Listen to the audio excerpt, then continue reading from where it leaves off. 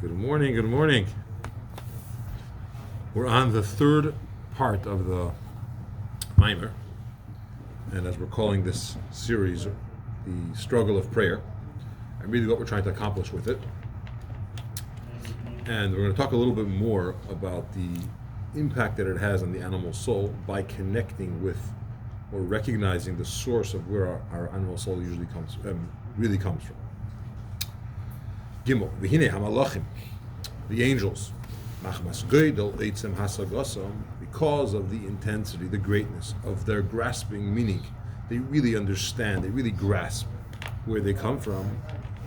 Shashifan v'chayosan, that their flow of divine energy, which sustains them, and their sustenance. Nimshach m'chinas shmei levad, meaning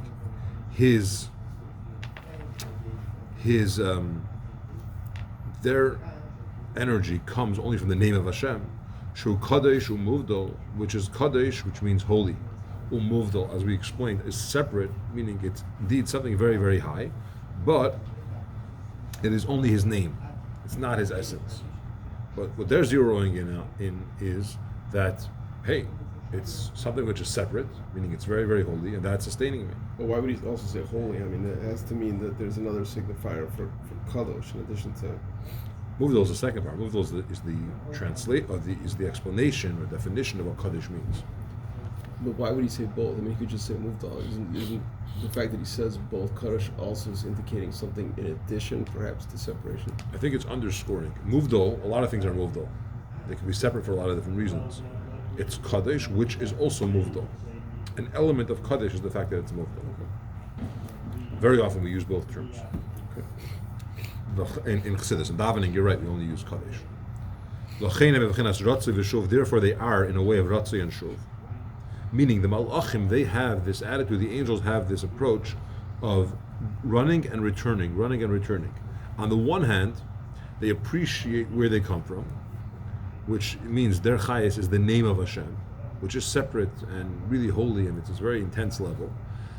That's who I am, and I want to run to that and get more of that and connect with that more. At the same time, there's a shuv, a returning, a settling of, hey, one second, you can't just run to wherever you want, because you'll cease to exist.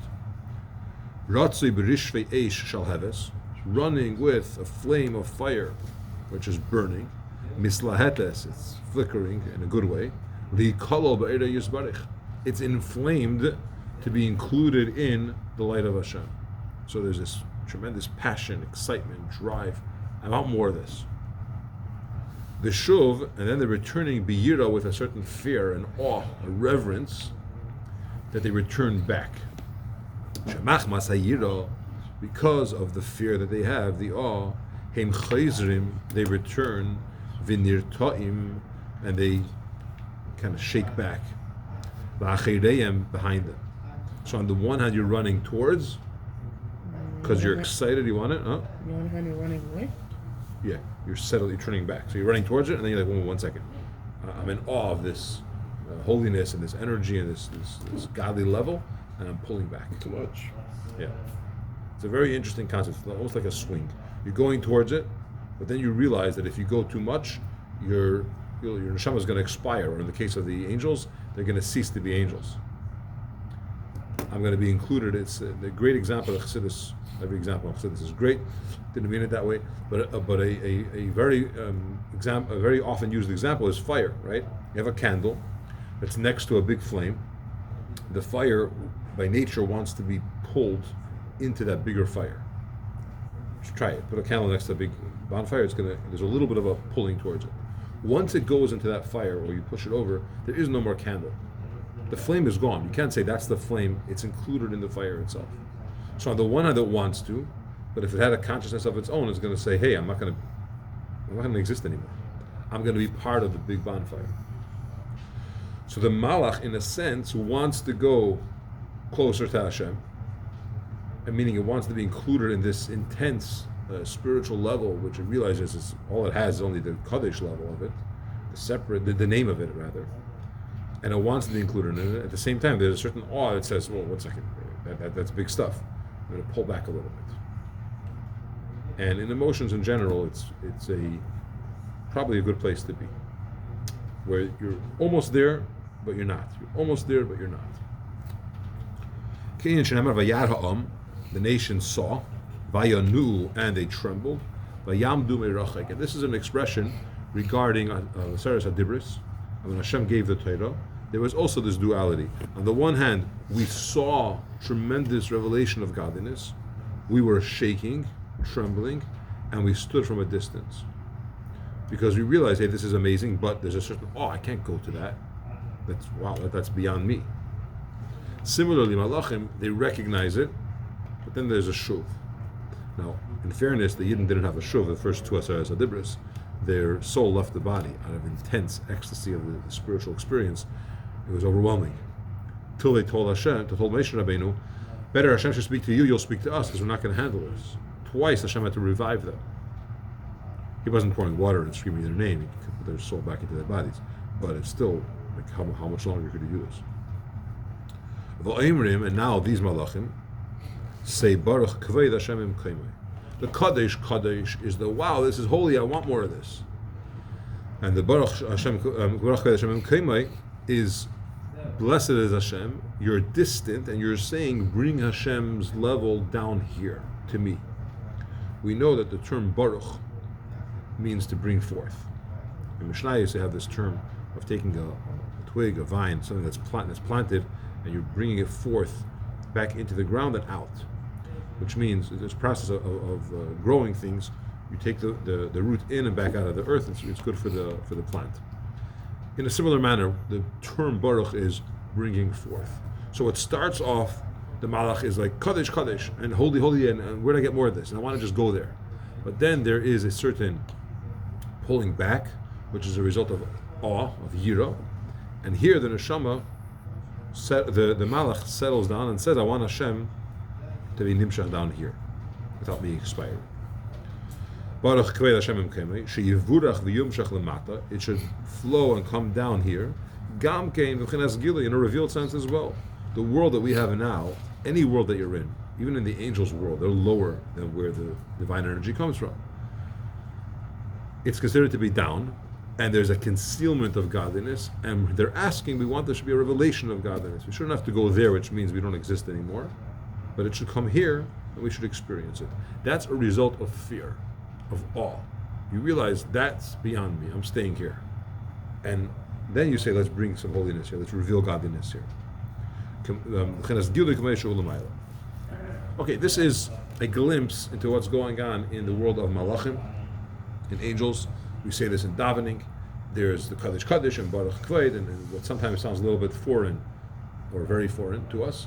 But the concept is that the malach has a yearning to get close to its source, from where it comes from, recognizing that it's Kadesh and Muvdal, and at the same time, or right after that, it has this awe, and it realizes, I don't want to go there, I'm staying here. You pull back, and then, but you still want it. You're asking for the revelation of godliness to come down here. Okay, that's souls, which is also where our animal soul comes from. But unfortunately, as mentioned, our animal soul today is very selfish, corrupted. It has interests that are not what Hashem wants. Now, we could bring it back, but in its untamed, untrained, unworked state, it's prone to do a lot of negative things. That's true for the Neshama Bahamas, the animal soul, unless it's involved in politics, right? There's exceptions to every rule, right? That's right. As we're decided on. Okay. The maskil, the one that contemplates, should meditate on this. If you zero in, I don't mean just learn it, but you think about it and you meditate on it and you review it in your mind, you should also have this interest that there should be a ratzui and a shuv. These two emotions, they're opposites, but together it's a good balance. You have ratzui be'ava, you have a running, a yearning with love, v'chasheka, and a thirst, v'chafetza, and a strong desire. What are you yearning for? What do you want? Liyos nimshach achar shorsh, that you should be should flow after his source. Lihiskolol be'er Hashem. A person should think about it, and it should cause him to say, one second, my source of energy, my life source, is from Hashem. which is Kadesh and Muvdal, separate, holy, aloof from me. And I want to get there. Shu Kadesh and Muvdal. And you're running with a love and a deep desire and a thirst. I want more of that. I want to connect with Hashem. That emotion on its own is good, but if it doesn't have any yira with it, it's dangerous. Okay, I brought the story of the Alter Rebbe as a child, or as a youngster, was absorbed deep in thought, contemplating, meditating. He was at the Shabbos table, and his brother saw that his brother saw that he's in a different world, and if he stays there too long, or if he goes too high, the neshama is not going to come back to the body. So he brought him back down. He said, "Zaman the neshama, the cholent v'et kalt." Cholent. You just remind the person there's another world. We live in this world. We have to be here. Now, there's an awe involved. There's a yira. There's a mechanism to this, but you're running towards, which is a result of ahava, and then there's an awe, which says, "Hey, I can't just go there because I want to." The shuv b'yira, the is mekabel ol malchus shamayim lamata. What is yira for the human being? It is accepting the yoke of heaven down here. When a person says, "I live in this world. Hashem gave me instructions. I may not, I may have other interests, even positive interests. I just want to be in ecstasy with Hashem and just love Him and forget all these rules and details." What we're saying is a person has to have the shuv by accepting the yoke of heaven that says, "No, now Shacharish is over. We have to go work. That's a mitzvah. As much as I love Hashem, now I have to stop and do mincha. Now it's weekday Shabbos, etc." There is a structure, and there's certain specifics that have to be done in a particular way, and we have to accept the yoke of Hashem to do it. Seems to me that today the promise of Ratzah more than the Shuv. Yes. What's worse, no Ratzah or too much of it? None. You sure? I'm asking. Maybe we can worry about that when we get like 3% of the way there. You're saying good problem to have. Okay. But yes, undisciplined behaviors in general is a problem because it's out of whack. Okay. It says, "You should place for you a king." What's for you a king? So number one, we have this mitzvah. It's actually last week's parsha. Appoint for yourself a king. Appointing a king means you have to do something. That's the Kabbalah soul. You're accepting it. It's not just you show up and he sweeps you away. I have an avat Hashem, but the next step that's needed is make him your king. Accept him. Do what he says. Regarding to Rosh Hashanah, there's two stages. First, we say, the king says, "Accept me as your king, and then I'll give you the rules." In other words, rules without acceptance that you are in charge are worthless. Fine, you have rules. I'm going to break them. First, I accept that you're in charge. Then I'm going to do the rules, or I'll follow, or I'm interested in listening to what you have to say. You may not have a choice about it. It may force you, but that's not a king-subject relationship. So the same thing here. First, there's this love. I want to connect to Hashem, and then there is, hey, I'm committed. What do you want me to do? You don't want me to run and expire. You want me to follow the rules and be in a certain place at a certain time, a certain way. Kabbalah.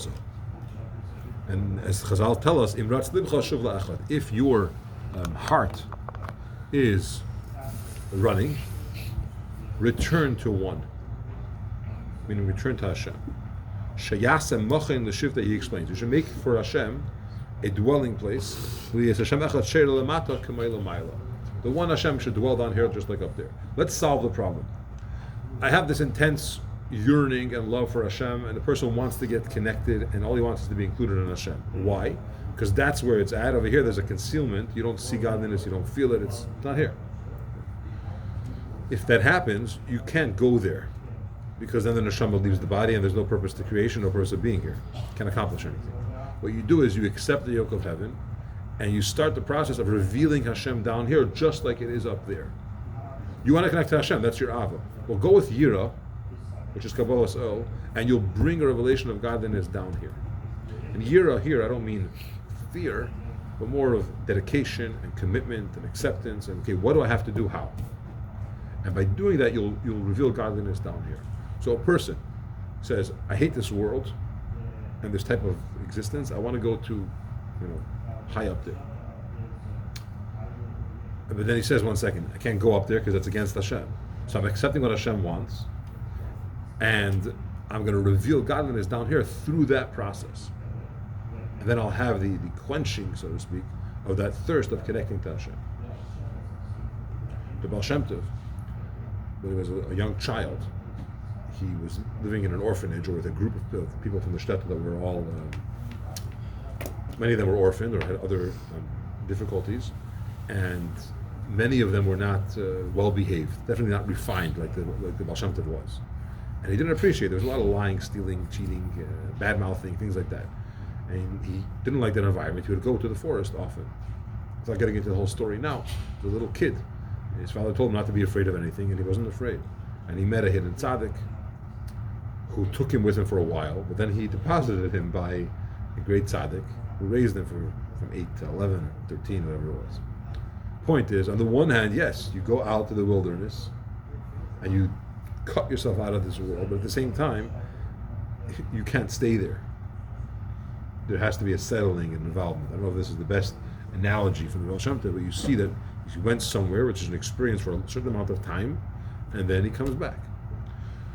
When a person has that strong desire, which is a result of his hisbonenus, and he wants to connect to Hashem, he wants to leave this reality, make that reality down here. Bring the Gilui Elikos into this world, which is our purpose. Well, your end result is you have a drive in life that's taking you somewhere, but it's not off the rails. And that drive manifests itself in a very, very specific way, which is prescribed by Hashem. And as you do them, you have more of the revelations in your life. Yeah? Okay. So, in other words, to recap, Malachim have this Ratzei V'Shuv experience, and we are supposed to have that Ratzei V'Shuv experience down here. Wanting, returning, running, returning. If you're not running, then you're not driven to return. Right?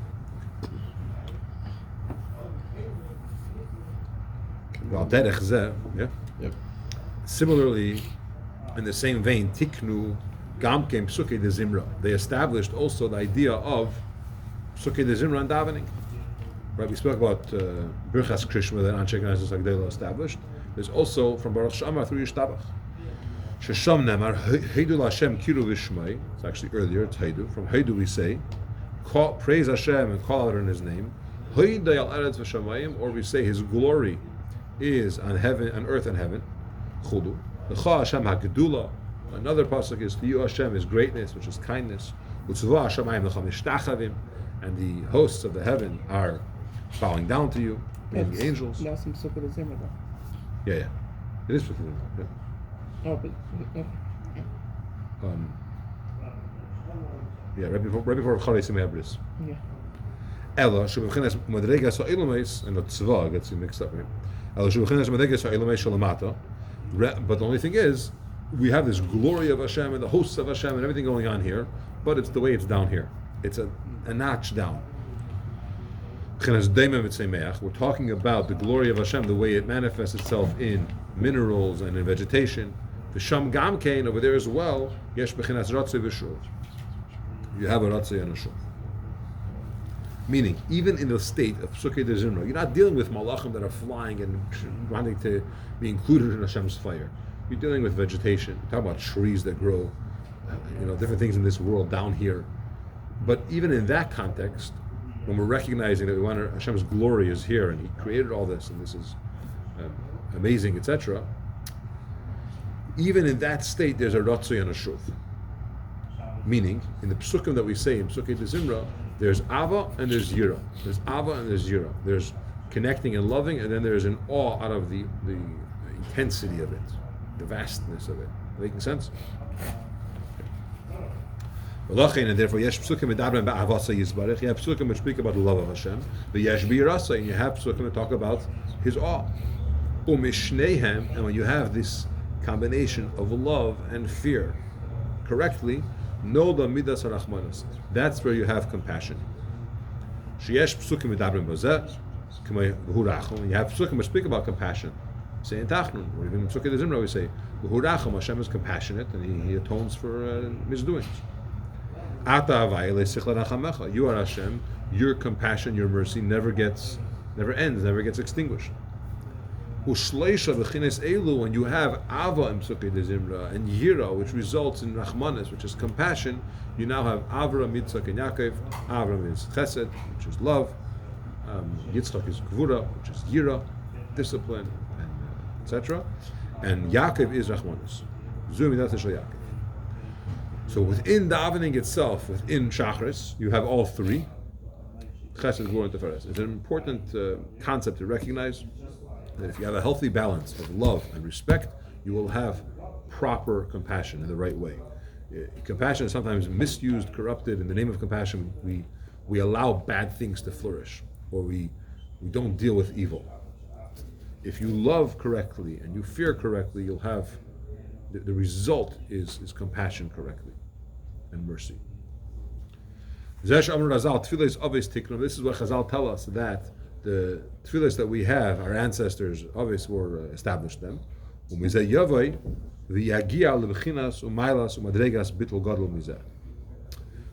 this, if you went to the Ava, you went to the Yira, you came to the Rachmanis, now you're going to reach a true level, the great level of Bittul, which is very great, even greater than Ava, Yira, and Rachmanis. That Bittul, that submission to Hashem, that happens b'Krishma, during Shema. So Psukei de Zimra gave us Ava, Yira, Rachmanis. Then we went to the angels, or discussed the angels' intense Ratzei and Shuv. Now I come and have a Bittul, which is my Kabbalas Olam, accepting the yoke of Hashem. To be included in the level of Adam Shalakise in a very internal, thorough, proper way. You don't just show up to Shema. Okay? There is a concept in halacha that if someone is late for davening, do the other parts later. Just get to, basically you want to get to the minyan sooner. In Chabad, we don't do that, and this is one of the reasons, because you're climbing a ladder, you're getting somewhere, there's a process. There's no shortcut to it. You could do a shortcut technically, but you're going to be missing the necessary steps to achieve the Bittul that's needed and Shema and then Tishman Esrei. You did it, but the whole beginning wasn't there just to add more pages. That's why there's not such a chiyuv over here to begin Shemon Esrei with the minyan. You see people like doing their own. The chiyuv is still there, but not on the expense of davening. In other words, you can't just say, it doesn't matter, so I'll come late and I'll daven later. One has to daven with a minyan, but yeah, that if you come late, then right, you start with the minyan, and hopefully it's taking you a little longer because you're reflecting on what you're saying. So don't rip through it and say the main thing is the minyan and the expense of the davening.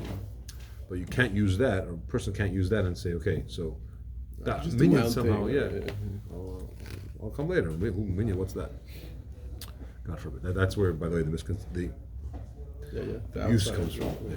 So that's why people inside are misunderstanding it. It's not about davening late.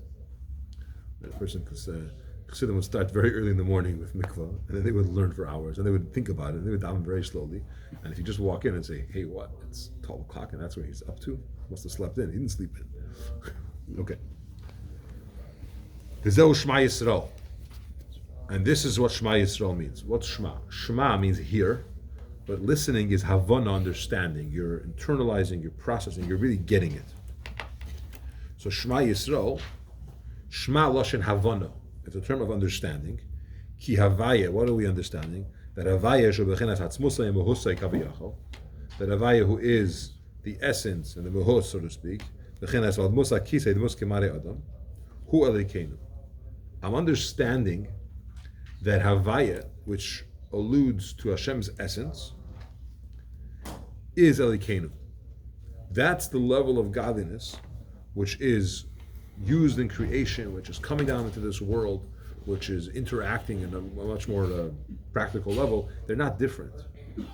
The Elikenu that I'm, so to speak, accessing or feeling, it's Havaya. But we have to understand that, or else you think there's different levels and so on. Shehu b'chinas echad, which is the level of echad, aleph ches daled. Echad is aleph ches daled, which means the one Hashem in the seven heavens and earth and the four sides of the world. What's the daled rabbosi? The way it's written in the Torah, the daled is very large. In Torah, you don't have fonts, but you have certain letters, a few times, that are either smaller or bigger.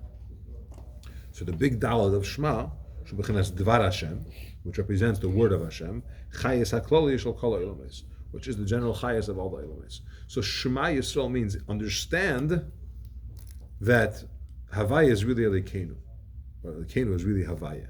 They're not separate things. The essence is flowing into this world. It looks like it's concealed, and it looks like it's somehow, I don't know what it is, maybe running on its own, God forbid, or nature, and so on. But the idea of Shema is to come to the realization that it's all the essence of Hashem. Yeah, different lines of how this is the name of Hashem, this is the shine of Hashem, different expressions of it not being the essence, but ultimately, it's Hashem. And Hashem is creating this. And the more that I realize that, I won't see such a contradiction in my life of that's spiritual, that's material. Hashem wants this, but the world wants that. What world? Right? Basic example is I can't rest on Shabbos because I need to make a living. And the world says if you don't work 7 days or Shabbos is the busiest day, you won't profit. That's saying there's the essence of Hashem, there's Torah, that's great, but then there's the Kano level. And that's that world. And that world somehow has different rules, practically. And Shema is a person should have a bittul and say, no, it's the same thing. There is one Eivish there, and it's all the way through in all areas and all aspects, every level. It's just funny because whenever we say it's all Hashem, Hashem is like the name Yud Kei Vav Kei. So It's true, and you remind me that I forgot which Tana it was. You would say, "I daven al das zeh hatinaik." There's a lot of kavanas in davening, but how does a child daven? There's no any of the kavanas and levels and Hashem, whatever. I don't know, Hashem and Yom Kippur and Hashem and Shabbos and Hashem before you go to sleep. It's all the same thing, and in a sense, they're right. That simplicity and purity, it's accurate.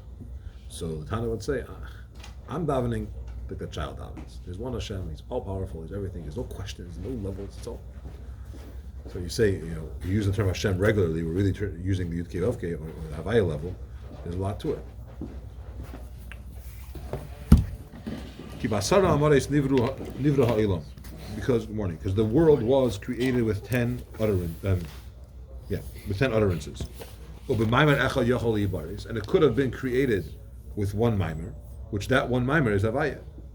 Well, the mimer technically is Bereshis, the word Bereshis. What we're getting at is, we didn't necessarily have to go through all these steps and stages. That one mimer is one thought. With one sweeping thought, Hashem could have created the whole world. With one thought, Hashem created the whole world.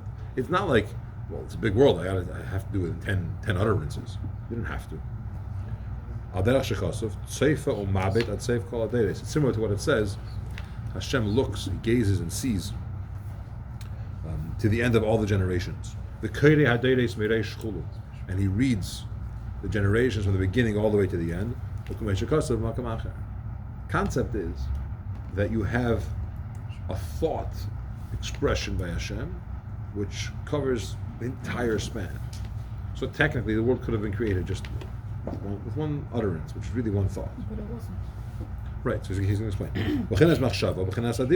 Machshava is the idea of dibur. Why is machshava dibur? Why is thought speech? Because it's the source of the revelation of the worlds. And the example on the person is in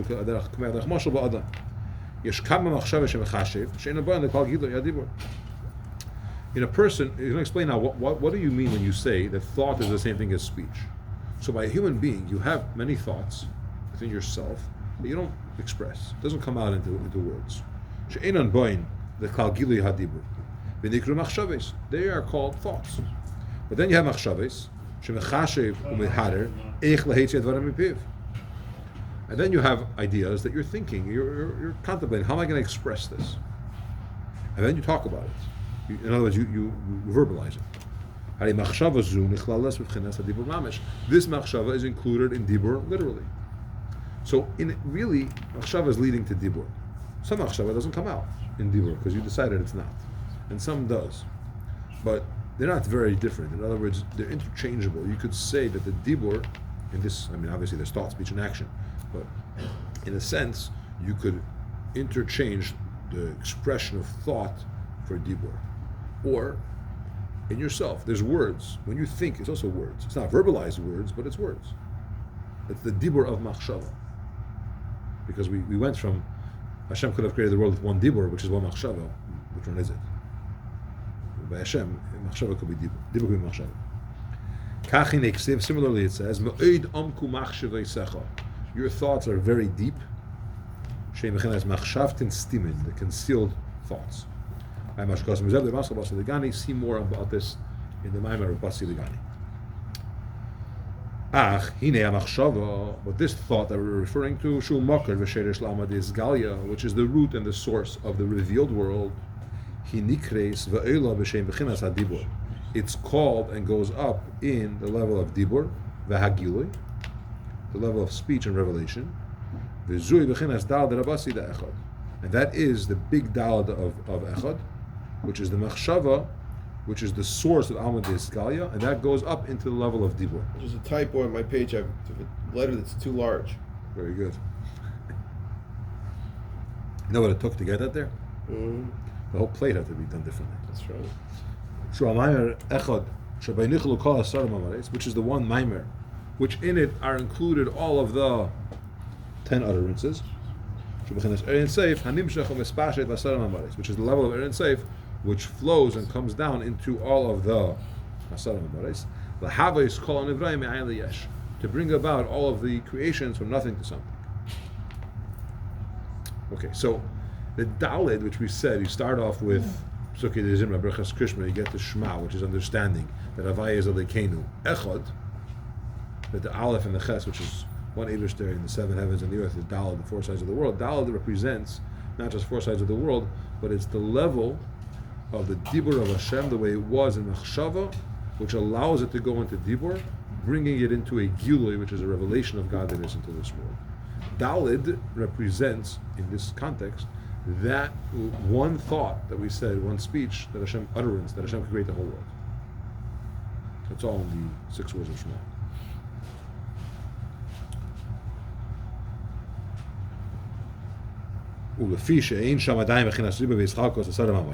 And because at that stage you don't yet have the, what do they call the unzipped files? The how do you Downloaded, decompressed. Decompressed, yes.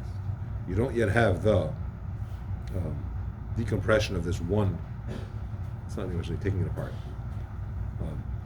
rolling it out or whatever. Anyway, you don't have these chalkos or saramaris. Therefore, it's called one machshava. In other words, you're getting to the source itself. It starts with one, and then it flows down into 10 separate ones. But it's all in the machshava, which is expressed in the dalet. You're talking about that very original level that Hashem used for creation. And over there is where you're going and you're really uniting yourself and saying it's one Eibush there. You come across through your day a lot of different, God forbid, not powers, but different things that, and when godliness is very concealed, you contend with it in a way that gets real. How do I deal with this? We're trying to reach a level where there's a certain synthesis in life and we understand it's all Hashem. And davening helps us get to that process. It's an expression of bittul to Hashem. There's nothing else besides Hashem. No inner desires, no other interests, no other side things. It's just the Eibush. And through this, if you have that bittul, then you recognize all the way to the level of Daled, which is the original source of that one dibur, which is really one machshava that creates the world before it gets developed into 10. Then you could reach v'ahavta, loving Hashem v'chol levavcha, which means b'shnei yitzarecha, with both of your yitzers. Shegama yitzer hara, the koyach hamis'ava shebenafshe, that also the evil inclination and the koyach that desires, which we have within ourselves, yuchlal b'sharsha, will be included in its source. What's the source of the animal soul? And what's the source of the yitzer hara? It's all, if you go high enough, it's positive. But it's not in its source now. It has to be included in its source. The yishapcha mechshechel and heiran will get transformed from darkness to light. That's what we're hoping to achieve. You get that through bittul, which leads you to proper ava, which does this. You don't get to the proper bittul unless you have Psukei de Zimra, Berachas Krishma beforehand. I mean, the preferred way. And this was the first opening of the Maimer, when you go out to war against your enemies. Pirush kiseitze la zu, when you're going to go out to this war, what's the war? I'm battling, I'm trying to win over this koyach that has desire and taivas within my nefesh. It's a battle, it's a very strong urge. And I want to fight it, I want to win it. The Yitzhara. Yeah. He keeps using a few different terms. Yitzhar hara, koyach hamis ave, Animal soul. animal soul. But the concept is that there's a certain drive that I'm trying to win over. Likarda, I want to cool it off. B'tanugi elam haza. Just get a little bit less passionate in your pleasures of this world. Hagashrim, the material ones. Uliyishapchol avas Hashem. Turn it over for avas Hashem. That's the battle. And that's what the Pasuk says. You're going out to war. It's a daily thing to win over that battle. I want to turn it to avas Hashem. So tiya b'chinas alevecha. Be in a level of on your enemies, over your enemies. What does it mean over your enemies? Over here means their root, their source. Get to their source. The source of these enemies that we're battling are some high places in the Merkava. The Hainu b'chinas sharsham l'mayla. In the root above, ki ein ra yered l'mayla. No bad descends from above. The sharsham utayv. Their root is good. Shem'chinas Merkava yenesh b'kedusha. It's the supernal Merkava of kedusha. What are we saying here? Hashem says you're going out to war against your enemies, meaning your enemy, and you're trying to defeat it, to win it over, that it should have it should be cooled off its desire for bad, and it should be transformed to good and love Hashem. The way to do that is be on your enemies. Understand that your enemies come from a higher level, which is the source l'mayla. No bad comes l'mayla, and it really comes from the Merkava. Ela shel achar yeridas v'ishtalshos hamadregos. However, after a descent and the chain flow of all these levels, nasu shmari efanim. Now you have these leftovers or waste of efanim, which they're bits of energy which can be misused. When we shamnim shecho ayin sarim, from there come the 70 ministers, which has to do with the 70 nations. Which from there, which again is a strong spiritual force, comes all the pleasures of this world. They're intense. The koyach of Taivas. When it gets elevated, which a yid could accomplish that through a process of davening where he connects the fire from down here to the fire up there. When it gets elevated, then it gets transformed from bad to good. But then you have to back off. He has to back off of the emotion and the desire because he has to be down here. But this part he doesn't have to back off. He transformed From bad good to good, and now he has a desire and a delight and a passion for holy things. He doesn't have to leave that. He can stay there. The problem is start again tomorrow, or in an hour. But it's there. Yeah. Problem is, if I might bring in kasha, is that all this relies on his bonus. We don't know how to do his bonus. We don't do it today. We don't. Like you brought the story of your grandfather. Okay, so there's a lot of letters and talks from the Rebbe about this, answers to people, that it does apply today, and we have to do it today. And to the extent of, this is the obvious. I'm talking, the Rebbe says, about next step, like going out and be Makar Yidin, and many other things, but this is the basics. Like this you have to be. It's kindergarten. Yeah, you got to. You don't have to talk about Aleph Beis every time. That was many times that was the expression. That said, there's different ways. You have the 6-hour meditation, which may not be practical for everyone, but then you have just the realization of what am I doing in this davening, thinking about what I'm saying, which is a practical thing on a daily basis. Shabbos even longer. Most people have more time on Shabbos, so the meditation is quick. Unfortunately. Usually, but it still has to be there. Psukkah de Zimra, as many pages, thinking what I'm saying, I'm going there. Then Berachas Krishma, if you understand what we're saying and what we're trying to achieve, that our neshama comes from there. In other words, we're not saying no is better than us, it's out, and somehow manage to achieve it. It's just how long are you giving it? It's got to be shorter and perhaps more effective than back in the day. Because you have no choice, but we're not saying that it's not necessary. But Question's better than the answer. look.